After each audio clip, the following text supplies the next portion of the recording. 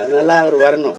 நான் என்னுடைய உச்சத்தை விட்டுவிட்டு நான் அவ்வளவு வருமானத்தை விட்டுவிட்டு வானுவ வீட்டு வாசல எவன்டா நின்னா வாட்ச்மேன் கூட நிக்கலையடா, ஏன்டா இந்த மாதிரி போய் தலையிற.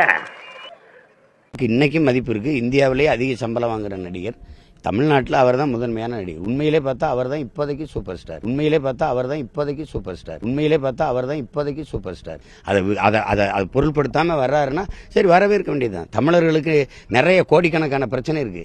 அதில் போராடுறதுக்கு நிறைய தலைமைகள் கட்சிகள் தேவைப்படுது.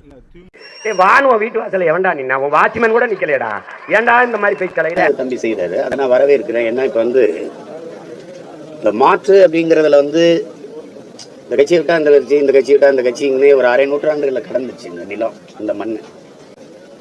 தம்பியெல்லாம் வரும்போது இன்னும் கொஞ்சம் வலிமையாக இருக்கும்னு நினைக்கிறீங்கள. இப்போ நம்ம ஒரு ஆளே எழுத்து எல்லா பக்கமும் சண்டை செய்ய முடியல.